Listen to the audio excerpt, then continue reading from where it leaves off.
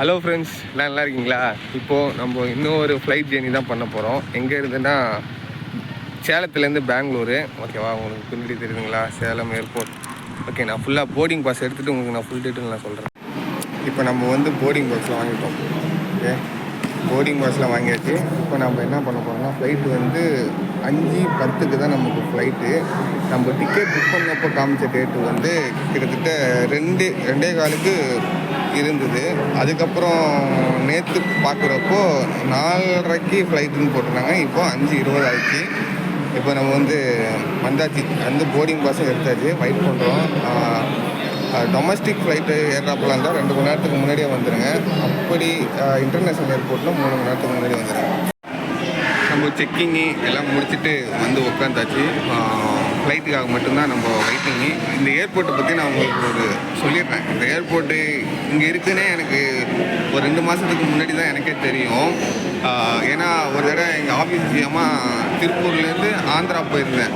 அதாவது இந்த தருமபுரி லைன், கிருஷ்ணகிரி தருமபுரி லைனில் போகிறப்போ இந்த சேலம் வழியாக தான் போகணும். அதாவது இந்த ஏர்போர்ட் வந்து கரெக்டாக எங்கே லொக்கேட் ஆகிருக்குன்னா சேலம் டு தருமபுரி அந்த ஹைவேல தான் லொக்கேட் ஆகிருக்கு. நான் அப்படி வரப்போ தான் அப்போ தான் ஃப்ளைட்டு ஒன்று போனது. அப்போ தான் ஒருத்தவங்களுக்கு ஃபோன் அடித்து கேட்டேன் இங்கே சேலத்தில் ஏர்போர்ட் இருக்கான்னு. அதுக்கப்புறம் தான் எனக்கே தெரிஞ்சது சேலத்தில் ஒரு ஏர்போர்ட் இருக்குதுன்னு. இந்த சேலம் ஏர்போர்ட்டை பற்றி சொல்லணுன்னா நம்ம வந்து கிட்டத்தட்ட 165 ஏக்கர் வந்து இந்த ஏர்போர்ட்டுக்கு இருக்குது. இது 10ஆவதுக்காக 585 ஏக்கர் வந்து நெக்ஸ்ட்டு பெருசாக்கிறதுக்காக பிளான் பண்ணிகிட்டு இருக்காங்க நம்மளுடைய இந்திய கவர்மெண்ட். இந்த ஏர்போர்ட் வந்து 1993 இந்த ஏர்போர்ட்லாம் கட்டி முடித்து ஃபினிஷ் பண்ணிட்டாங்க. ஓகேவா? ஆனால் அதுலேருந்து எந்த ஒரு விமான சேவையும் கிடைக்கல அப்போது. அதுக்கப்புறம் இன்னொரு நிறுவனம் NPCன்னு ஏதோ ஒரு நிறுவனம் வந்து இதுக்கு விமான சேவை தொடங்கலாம் அப்படின்னு சொல்கிறதுக்காக ஆரம்பித்தாங்க. பட் அதனால் பயணிகள், அதாவது பேசஞ்சர் அதிகமாகனால அதையும் கைவிட்டுட்டாங்க. அதுக்கப்புறம் இந்த லோக்கல் பணக்காரங்கெல்லாம் எங்களுக்கு ஏர்போர்ட் வேணும்னு சொல்லியிருக்காங்க. அப்புறம் சொன்ன உடனே ஏர்டக்கான் கேள்விப்பட்டிருக்கீங்களா? அந்த சூரியரை போட்டில் கூட போகல ஏர்டக்கான், அந்த ஃப்ளைட்டுக்காரங்கள்ட்ட கேட்டவொடனே அவங்க ஒரு 2 வேண்டுகோள் வச்சுருக்காங்க. ஒன்று, எங்களுக்கு 90 லட்சம் டெபாசிட் கொடுக்குங்க, நாங்கள் வேணால் விமான சேவை தரோம். அதுக்கப்புறம் இன்னொன்று வந்து எங்களுக்கு 50% டிக்கெட்டாச்சும் புக் பண்ணியிருக்கணும், அதுக்கு ஏதாவது கேரண்டி இருக்கா அப்படின்னு கேட்டிருக்காங்க. கேட்ட உடனே அவங்க வந்து அப்போ வந்து அதாவது ஏர்டக்கான் வந்து கிங்ஃபிஷரோட லிங்கில் இருந்தாங்க. ஓகேவா? அதுக்கப்புறம் கொஞ்ச நாள் அது பேச்சுவார்த்தையில் இருந்து அதுக்கப்புறம் ஒரு வழியாக கிட்டத்தட்ட 16 வருஷம் கழிச்சு இங்கே வந்து விமான சேவை ஆரம்பிச்சிருக்காங்க. அது எங்கே இருந்தீங்கன்னா சென்னை டு பெங்களூர் வரைக்கும் தான், சாரி சென்னை டு சேலம் வரைக்கும் இங்கே ஆரம்பித்தாங்க. அதுவும் கொஞ்ச நாளில் ஆரம்பித்தாங்க. அதுக்கப்புறம் அதுவும் இப்போ நிப்பாட்டிட்டாங்க. நிப்பாட்டினவொடனே இப்போது கொரோனாவிலையும் லாக்கில் இருந்ததா, இப்போ தான் ரீசெண்டாக அதுக்கப்புறம் தான் நம்ம அலைன்ஸ் ஏர் இருக்குல்ல, இப்போ நம்ம போகிற ஃப்ளைட்டு, அதுக்கப்புறம் நாங்கள் விமான சேவை ஆரம்பிக்கிறோம்னு சொல்லிட்டு சேலம் டு பெங்களூர் ஆரம்பிச்சிருக்காங்க. அதுக்கப்புறம் இப்போது சேலம் டு கொச்சி இது வரைக்கும் இருக்காங்க. அதை தொடர்ந்து அதுக்கப்புறம் இண்டிகோ இருக்குல்ல, இண்டிகோ உங்களுக்கு எல்லாருக்கும் தெரியும், கொஞ்சம் ஃபேமஸான ஃப்ளைட்டு, அவங்களும் இனி ஆரம்பிச்சிருக்காங்க. இப்போது கிட்டத்தட்ட ஃப்ளைட்டு பக்கத்தில் வந்தாச்சு. நல்லா இருக்குது இந்த இடம். இந்த ஃப்ளைட்டு வந்து ஏர் இந்தியாவோட ஒரு சப் பிராண்டு போல் தான் இந்த அலைன்ஸ் ஏர் வந்து. இது வந்து ஒரு நார்மலாக கமர்ஷியல் பிளேன் போல் 72 பேசஞ்சர் ஏற அளவுக்கு தான் இதில் கெப்பாசிட்டியாக இருக்கும். ஓகேவா? நமக்கு என்னென்ன ஃபெசிலிட்டி கொடுத்துருக்காங்கன்னு நான் உங்களுக்கு காமிக்கிறேன். ஒரு சேஃப்டி பெல்ட்டு,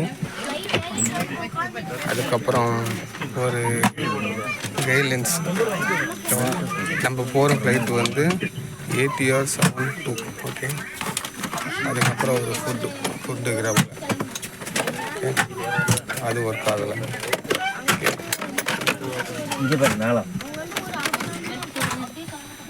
அதுக்கப்புறம் வெண்டிலேட்ரு எல்லாமே கொடுத்துருக்காங்க.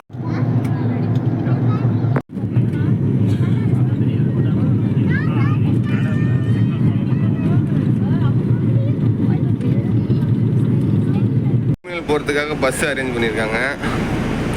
ஓகேவா? அவ்வளோதான், ஜம்முன்னு போகல. நம்ம பேசஞ்சர்லாம் அழகாக ஜம்முன்னு எல்லாம் குட்டி பசங்க செம்ம ஆள் ஃப்ளைட்டில் உட்காந்துக்கிட்டு. நம்ம வெற்றிகரமாக ஃப்ளைட் ஜேர்னி பண்ணி முடித்தாச்சு. இதில் என்னன்னா ஹைட்டில் போக போக காது அடிக்கும். அந்த நேரத்தில் மட்டும் இச்சம் முழுங்கினீங்கன்னா உங்களுக்கு இதாகிடும். இப்போ நம்ம வந்து ஃப்ளைட்டில் டெர்மினலுக்கு போக போகிறோம். வெற்றிகரமாக ஃப்ளைட் ஜேர்னி முடிச்சுட்டு இப்போது நம்ம அந்த 2 ரூபா கொடுத்தா சாப்பிடுவோம், சென்னையில் சாப்பிட்டோம். அப்போது அந்த வீடியோ இருக்குல்ல, அதை நான் உங்களுக்கு காமிக்கிறேன். அது எங்கே இருக்குதுன்னு தெரியலங்க, தரமாட்டுறாங்க, செக்யூரிட்டி செக்அப்லாம் கேட்குறாங்க. சரி, அதனால் நம்ம பஸ் ஏறி பெங்களூர் சிட்டி உள்ள போயிடலாம். நீங்கள் பஸ்ஸில் வரா போல் இருந்ததுன்னா இந்த டெர்மினல்லேருந்து ஸ்ட்ரைட்டாக இங்கே வந்தீங்கன்னா பஸ்ஸஸ்லாம் அவைலபிளாக இருக்குது. நீங்கள் எது வேணால் இது பண்ணி. இந்த வீடியோ நான் சொல்கிறது ஃப்ளைட்லேயே போகாத ஆள் இருப்பாங்களா, ஃபஸ்ட் டைம் ஃப்ளைட் ஜேர்னி பண்ணுறாங்களா, அவங்களுக்கு மட்டும்தான் நான் சொல்கிறேன். நீங்கள் நிறைய தடவை ஃப்ளைட்டில் போனீங்கன்னா நீங்கள் இதை ப்ரிப்பேர் பண்ண தேவையில்ல. இதோட ரேட் எவ்வளோ நான் சொல்லிடுறேன். 585 ரூபா ஒரு ஆளுக்கு. நான் கரெக்டாக பார்த்து புக் பண்ணேன். அலையன்ஸ் ஏரை பற்றி சொல்லியிருந்தோன்னா ஏசி மட்டும் கம்மியாக இருந்தது. பட் ஓகே, சுத்தமான இல்லைன்னு சொல்ல முடியாது, எனக்கு கம்ஃபர்டபுளாக இருந்தது. இது நான் ப்ரிப்பேர் பண்ணுறதே